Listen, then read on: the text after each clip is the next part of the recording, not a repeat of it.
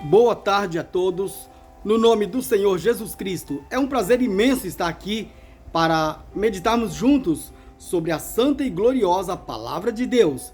Queremos ler uma escritura, uma passagem que encontra-se no livro de Apocalipse, capítulo 10, do verso 8 ao 11, onde diz assim: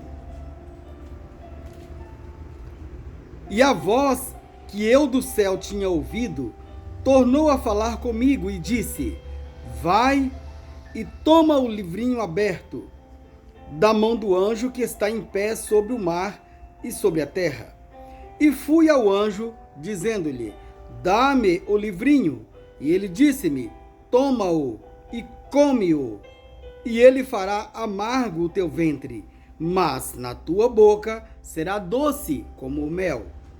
E tomei o livrinho da mão do anjo e comi-o, e na minha boca era doce como o mel, e havendo-o comido, o meu ventre ficou amargo. E ele disse-me: Importa que profetizes outra vez a muitos povos e nações e línguas e reis. Muito bem, que Deus abençoe a leitura da sua palavra. E sabemos que aqui está referindo-se a uma profecia sobre profetizar outra vez. Não teria sentido dizer profetizes outra vez se essa profecia já não houvesse sido dada em tempos anteriores. Então, claro que eu li Apocalipse 10, do verso 8 ao 11, mas agora eu vou ler de propósito, né, sentir guiado a fazer assim. Vamos ler o verso 7, onde diz assim: Mas nos dias da voz do sétimo anjo, quando tocar a sua trombeta, se cumprirá o segredo de Deus, como anunciou aos profetas, seus servos. Muito bem. Então parece que ficou uma ordem invertida, mas creio que o propósito de Deus inclui isso aqui. Bem, então no verso 7, lido por último, diz que nos dias da voz do sétimo anjo cumprir-se ao segredo de Deus, como anunciou aos profetas, seus servos. Bem, então, profecia que já tem sido dada e muitas delas já têm sido cumpridas, outras estão em curso agora, em cumprimento, outras estão para serem cumpridas, como por exemplo, o arrebatamento da igreja, que espiritualmente, por revelação, o crente genuíno, o crente verdadeiro, já está sendo raptado, arrebatado do pecado, da dimensão humana para lugares celestiais em Cristo Jesus. Embora o seu corpo terreno, nosso corpo terreno ainda está aqui na dimensão, nessas três dimensões, né? Corpo, matéria, luz, matéria, tempo. Mas sabemos que já vivemos, já habitamos lugares celestiais em Cristo Jesus. Vivemos então em dois mundos paralelos. O mundo aqui dos homens, dos carnais, onde comemos, bebemos, temos sono, temos as mesmas necessidades que os outros seres humanos, mas ao mesmo tempo somos embaixadores de um reino, de uma dimensão celestial. Então, o nosso Jesus, seu corpo físico, literal, foi assunto aos céus, ali em Atos dos Apóstolos, no início das eras da igreja, mas ele voltou em Pentecostes, na forma do Espírito Santo, e distribuiu-se em forma de línguas de fogo, visto como línguas como de fogo, distribuídos ou distribuídas sobre a igreja. E desde então foi dada a largada, a partida ali inicial. Mas o evangelho, Jesus disse que ele começaria por Jerusalém e passaria por Judéia, Samaria e iria até os confins da terra. E também ele diz que a promessa diz respeito a vós, aos vossos filhos, a todos que estão longe e a tantos quantos Deus nosso Senhor chamar. Então o evangelho, que uma vez foi inicializado ali no Oriente, já percorreu geograficamente o globo terrestre e atingiu o Ocidente, isto é 180 graus, metade do globo terrestre, podemos dizer assim, para ficar mais compreensivo, e está pronto para voltar para o Oriente novamente, porque prosseguindo, digamos, em direção continuada, né, para frente, como se fosse numa linha reta, então faz a curvatura da terra e volta para o berço de onde nasceu, o evangelho. E é isso que está acontecendo agora mesmo. Falta somente o rapto, o arrebatamento da igreja noiva, para então, como que um gatilho que libera para o evangelho voltar ao povo judeu novamente. E Moisés e Elias então surgirem em cena e levar o evangelho para os nossos irmãos judeus, aqueles 144 mil. Mas é um departamento que está para ser cumprido logo à frente, após o arrebatamento da igreja. Então essa mensagem que está em meu coração, que quero trazer agora, não é minha. Eu, na verdade, sou apenas um transmissor, e ainda um transmissor não bom, porque sou um ser humano sujeito a falhas, mas o Espírito Santo é o transmissor por excelência, e ele escolheu o homem para que Deus efetuasse esse trabalho através do homem, através de um ser humano, alcançar outros seres humanos. Então, não fui e nem estou sendo negligente à visão celestial, ao mandado celestial.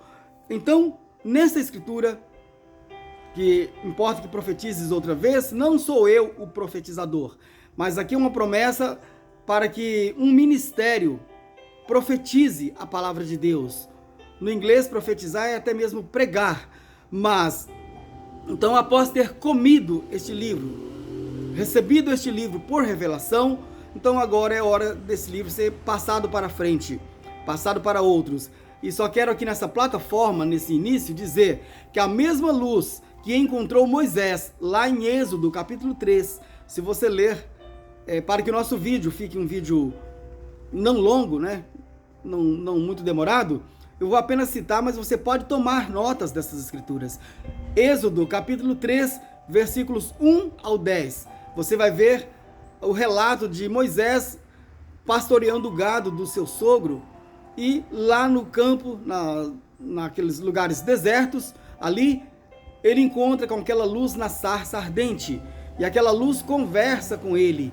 Então, na verdade, Deus estava naquela luz. Deus, na forma de luz, comissionou a Moisés, seu servo, para ir levar a libertação para o seu povo de Israel. E tem toda uma história longa. E Deus prometeu ir adiante do povo de Israel, de dia na forma de uma nuvem, mas à noite na forma de uma coluna de luz. E sabemos que aquela mesma luz, com o passar do tempo, apareceu para Paulo, para Saulo de Tarso, em Atos dos Apóstolos, capítulo 9, pelo menos do verso 1 ao 5. Você já encontra o relato de Saulo de Tarso caindo de um cavalo após ser atingido por uma luz. Não trata-se de um raio convencional, um raio de eletricidade no ar, das chuvas, essa coisa toda, não. Mas uma luz misteriosa tocou Saulo, e ele então escutou uma voz que saiu daquela luz: Saulo, Saulo, por que tu me persegues? E Saulo, mesmo não vendo, porque ele ficou cego naquele momento, mas ele sabia que tratava-se do Senhor. E ele disse: quem és tu, Senhor? Então veja que não tem nada de interpretação. É Bíblia, 100% escritura. Quem és tu, Senhor? Então ele sabia que tratava-se do Senhor. E para completar aqui, aquela voz responde, saída daquela luz: eu sou Jesus, a quem tu persegues, ou a quem persegues. E ainda acrescentou: dura coisa é para ti recalcitrar contra os aguilhões. Muito bem. Então, como o objetivo aqui é trazer um pouco sobre esta luz, e importa que profetizes outra vez, então esta profecia está sendo passada adiante para que atinja você, prezado ouvinte, você, prezado irmão, irmã, que mesmo sendo um eleito predestinado de Deus para participar do evento do arrebatamento, mas você também deve ter contato com a palavra, porque a fé é pelo ouvir, e o ouvir pela palavra de Deus. Então, é necessário, por isso que a Bíblia diz que bem-aventurado é aquele que ouve e que lê as profecias, as palavras desta profecia. Muito bem. Então, sabendo que não temos como escapar-nos, o único modo de nos posicionar para a fé de arrebatamento é encontrando-se pessoalmente, tendo uma experiência pessoal com a presença de Jesus Cristo, e desta feita na forma de luz. Claro, ele vem na forma de luz e impacta e traz a luz na palavra, ele ilumina a sua palavra, e aí a palavra de Deus torna-se luz dentro de mim, dentro de você, dentro das pessoas que a recebem. Eu quero compartilhar, eu não consegui segurar isso para mim apenas, a partir do parágrafo 80, na mensagem Parado na Brecha.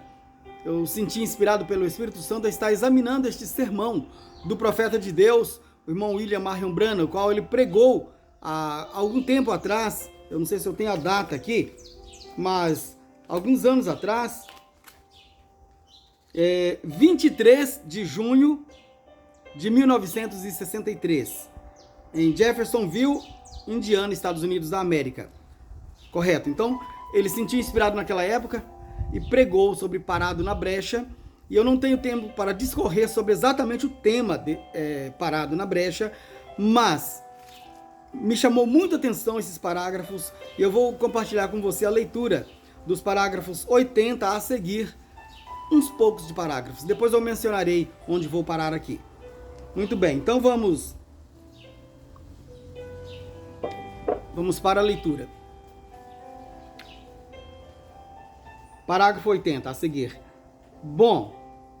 Bem, acontece de ser que pelo menos um homem está presente esta manhã, eu digo nesta tarde, o qual estava de pé lá quando isto aconteceu. Quando isto que? Preste atenção que você vai saber o que é isto que aconteceu. Isto arrancou as pedras da montanha e agora reticências. Nós encontramos que durante aquele tempo eu vi 7 anjos na forma de uma pirâmide que precipitaram-se e me apanharam. E eu fui trazido para o leste para abrir os 7 selos para Deus. Agora você sabe que homem não abre os 7 selos. Só o Cordeiro de Deus que venceu é que pode abrir os 7 selos. Então trata-se da presença do Cordeiro de Deus, o Senhor Jesus Cristo. O Espírito dele desceu e num ministério profético, ele então leva a cabo a abertura dos 7 selos e não dos 6 selos. Embora eu sei que ele adverte que o 7º selo não seria dado a conhecer ao público. Mas a noiva do Senhor não é público, ela é privada, ela é particular, revelação particular. Quando Deus fala às massas, a todos, ele fala com uma linguagem, mas inclusive Jesus falou por parábolas, né? Mas quando ele fala à noiva, ele dirige aos seus, então em particular ele segreda, ele fala explicitamente, né? Ele revela, certo? Continuando, se você não os tem, se Jesus tardar, meus bisnetos, os filhos do pequeno Paulo, né? Aquilo permanecerá sendo a verdade eterna do Deus vivo. Agora, aquilo foi para decifrar. Sabe o que é decifrar? Pegar uma cifra e como dizer, decifrar a cifra. Ou seja, revelar a cifra. Para quem toca aqui com violão ou com algum instrumento e usa cifra, você vê lá a nota Sol, por exemplo, está escrita a letra G. A nota Lá não está escrito Lá, está escrito A apenas. E assim sucessivamente, a nota Ré não está escrito Ré, está escrito uma letra D. Mas você que entende de cifra sabe que quando você vê a nota E, por exemplo, o que é E? Mi. E você então no instrumento coloca a nota Mi. Ou assim sucessivamente, o acorde, né, de Mi que seja. Então, aquilo veio para decifrar. Aquilo foi selado dentro dessa montanha. Aquilo não estava escrito. Isso teve de ser interpretado. E quando eu voltei, o primeiro anjo, na primeira noite, abriu o selo, contrário a qualquer coisa que alguma vez ouvimos em nossa vida. E todos, o primeiro anjo, na primeira noite, abriu o selo, contrário a qualquer coisa que alguma vez ouvimos em nossa vida. E todos os 7 vieram da mesma maneira. Então, você viu aqui que todos os 7 vieram da mesma maneira. Então foram 7 e não 6. 7 selos. E viu que cada anjo, abrindo aqui um selo, Vocês, vocês sabem disso. Vocês estavam aqui presentes quando isso aconteceu. Muitos de vocês. E agora, eu não sabia disto naquele tempo, mas depois, né, ficou sabendo. Parágrafo 81. O irmão Fred Sotman, eu sei que ele está aqui, e eu tenho certeza que o irmão Norman está aqui. Nós estávamos lá em cima. Eu tive de ir a Houston para tratar a respeito do salvamento daquele mocinho da cadeira elétrica. Certo jovem que estava condenado, né, a ser executado na cadeira elétrica lá na cidade de Houston, e o profeta foi convidado a ir falar sobre aquele assunto. E ele falou, inclusive esse jovem foi, segundo informações, ele foi livre daquela execução. Continuando aqui. E então eu voltei e fui caçar, lá em cima com os irmãos. E naquela manhã eu estava lá de pé tirando carrapichos, ou eles chamam de cabeças de cabra lá. Os carrapichos da perna de minha calça. E o estrondo foi exatamente da maneira que isso havia dito. É isso correto, irmão Fred? Eu devo ter dado um pulo bem alto. E logo acima de mim estavam os anjos do Senhor e enviaram a mensagem de volta para eu vir aqui e romper estes selos. Por quê? Por quê? Por que aqui? Por que no tabernáculo? Por que eu não fiz isto ali? Só um momentinho.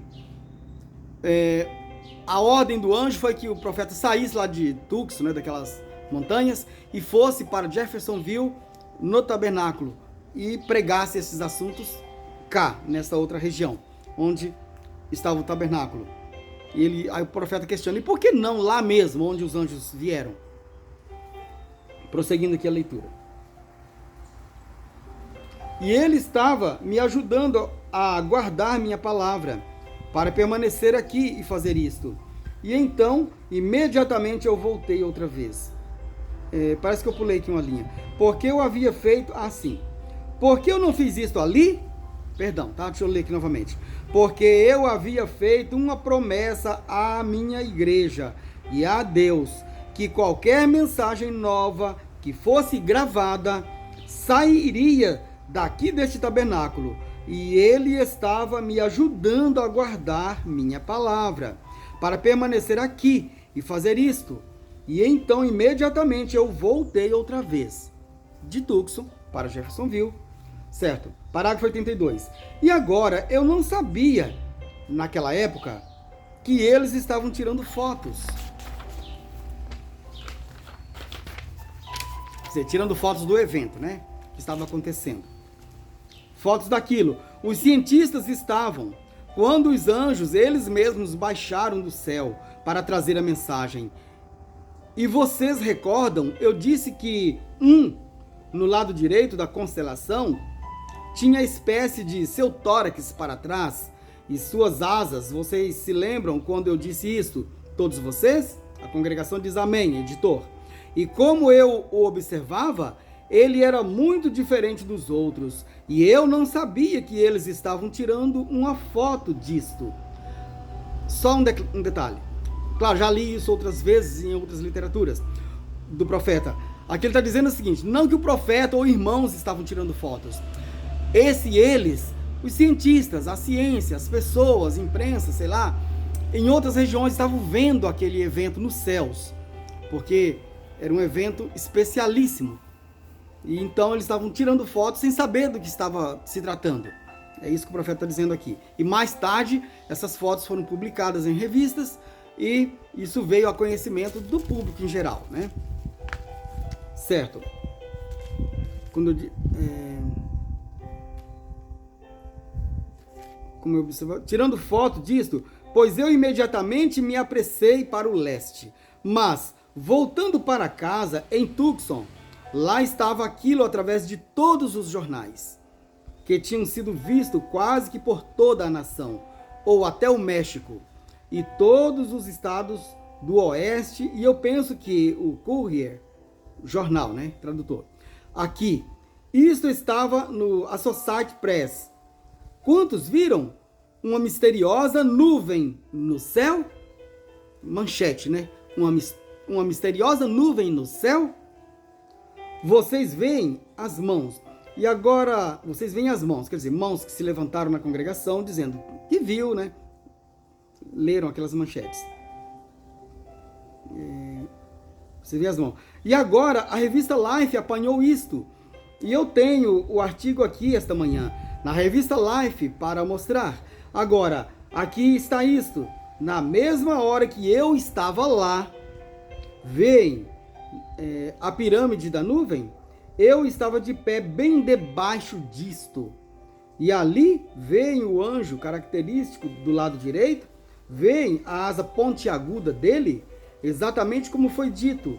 E aqui está uma vista do México e diferentes lugares onde eles tiraram a foto.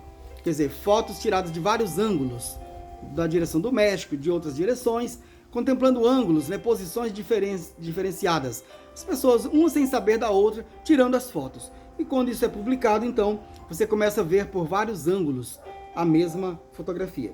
Agora, esse cientista aqui está tentando conseguir todas as informações a respeito da foto, que ele pode, sobre as pessoas que possuem a foto. Ele está estudando isto. Agora, parágrafo 83. Agora, ele diz aqui que isto seria impossível ser uma nuvem. Quero passar para você, prezado ouvinte, que talvez você nunca ouviu falar sobre isso. Isso me chamou a atenção desde a primeira vez, quando tomei conhecimento, há mais de 30 anos atrás. E sempre me interessei por fenômenos, coisas assim, né? Tanto é que eu gostava de estudar ciências, tá? Mas não é o estudar ciências. É que isso me chamou a atenção. Como Moisés teve a sua atenção presa na questão da sarça, do fogo, que não consumia aquela sarça ardente, e assim sucessivamente, agora, esse fenômeno aqui também, claro que chamou a atenção. Para quem tem um mínimo de conhecimento de meteorologia agrícola ou aeronáutica, fenômenos celestes, formação de nuvens, formação, essa coisa toda, umidade no ar, sabe que a uma altura de uns 40 quilômetros não existe água nem para remédio. Se você levar água com a mão e soltar ela lá, ela dissipa. Quanto mais uma nuvem ser formada naquela altura, tá? Aqui apenas estou colocando. Deixa eu continuar aqui. Estou no parágrafo 83. Agora ele diz, aqui está isso, seria impossível ser uma nuvem, porque a umidade não vai além, eu diria, cerca de 6 ou 8 milhas de altura, algo assim. Quando nós vamos ao estrangeiro, geralmente voamos a uma altitude de 19 mil pés, aproximadamente 6 quilômetros, né, 6 mil metros de altura, aproximadamente, tradutor. E estamos acima das tempestades, então. Mas esta nuvem, de acordo com este artigo aqui, desse cientista, tem 26 milhas, aproximadamente 42 quilômetros, tradutor, de altura. Isto estaria a milhas e milhas além da umidade. E ele disse, pesquisando a área, e agora, vocês sabem que reticências, quantos recordam que eu lhes disse? Isto fez o som de um avião, quando quebra a barreira do som? Recordam? A congregação diz, amém, editor. Mas não havia nenhum avião naquele distrito. Assim diz o livro aqui. Eles pesquisaram isto. Não havia nenhum avião lá em cima. E além do mais, isso não poderia. Aquela névoa atrás de um avião não é nada, senão ar fragmentado, umidade. Pois é sugado através desta umidade. Ou é sugado através desta unidade como um jato. Tá descartando aqui a hipótese de ser aquela nuvem branca, aquela lista que vai atrás do avião. Não é aquilo.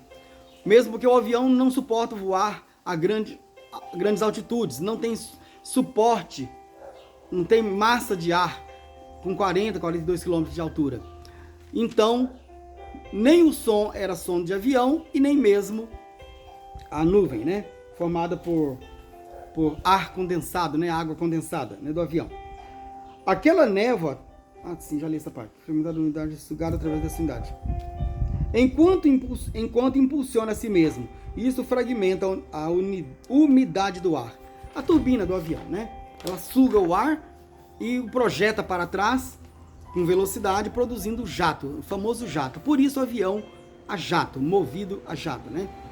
Então não é isso. Isto nunca pode ficar livre disto, enquanto houver um jato, porque isso tem de... Aquilo é o que impulsiona e é a umidade fugindo disto. Isso no caso da máquina ainda, né? Referindo-se ao avião. Parágrafo 84. Porém, aqui está, milhas acima de onde poderia haver umidade, e nenhum avião no distrito. E isso não poderia ser umidade lá em cima e estar pairado lá naquele dia. Não, são 30 milhas aproximadamente, 48 quilômetros, tradutor, de largura, 26 milhas aproximadamente, 42 quilômetros, tradutor, de altura. Vê você? Simplesmente a mesma coisa que estava naquela foto ali. Quando eu lhes disse, o anjo do Senhor parecia como uma coluna de fogo, anos atrás, antes que uma foto dela fosse batida. Deus faz com que a ciência reconheça que aquilo é verdade. E aqui, das profecias que foram dadas, Deus faz com que a ciência testifique que isto é a verdade. Agora, onde estamos parados? Eu quero guardar isto, pois pode ser que eu fale com algum amigo meu que está presente esta manhã para escrever estes 7 selos. Pode ser que ele queira usar isto para isso. E então você que tem uma cópia disto, ora, se você tem uma, conserve-a para referência. Vem, parágrafo 85. Agora, ele está desejando descobrir, mas que bem faria lhes dizer aquilo? Ou lhe dizer aquilo? Ele riria disto. Quer dizer, o profeta está dizendo, que bem faria o profeta ir explicar isso, né, para os cientistas?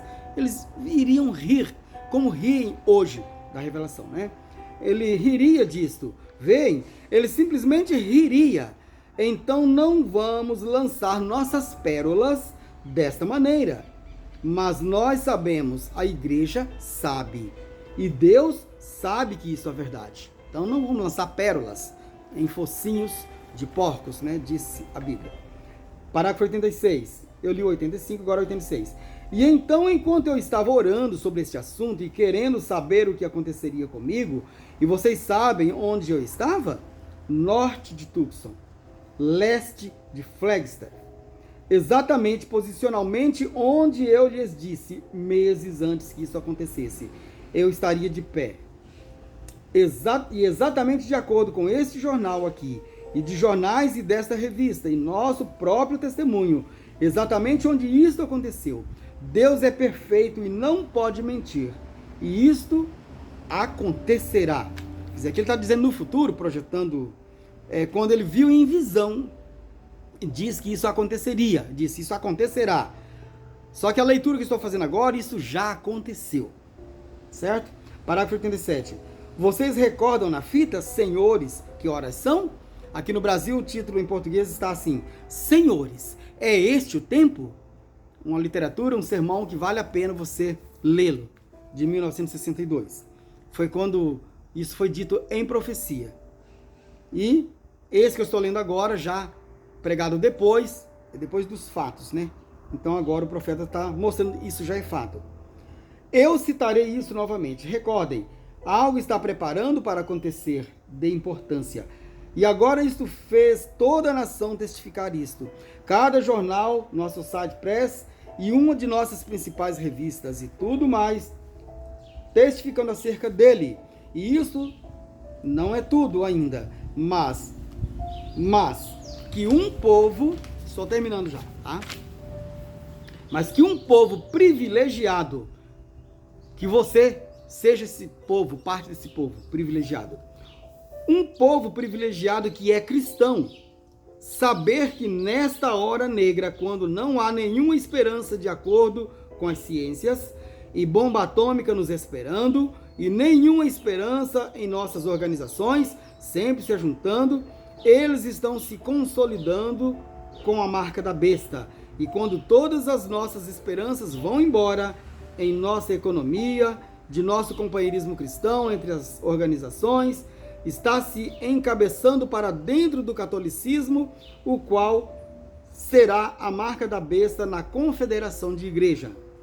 Parágrafo 88. E aqueles que amam a Deus estão procurando por uma realidade que o próprio Deus, o qual fez a promessa na Bíblia, difunde isto perante nossa face e faz a igreja e as pessoas, e ciência e revistas e tudo mais reconhecer que ele continua sendo Deus e pode cumprir as promessas. Que tempo! Agora, lendo o último parágrafo desta série aqui, parágrafo 89, vamos encerrar. Então, no Sabino Canyon, aquela manhã, orando e querendo saber o que aconteceria com minhas mãos levantadas para Deus, lá no topo daquela montanha, aquela espada caiu em minha mão, com um cabo de pérola e seu guarda-mão sobre ela, e uma longa lâmina com cerca de 3 pés, aproximadamente 1 metro, tradutor, de comprimento, e brilhando como um vaso de metal ou como cromo, navalha afiada. E eu não sabia o que era isto. E eu disse, estou com medo destas coisas. Eu preciso aqui tomar um pouquinho mais aqui adiante.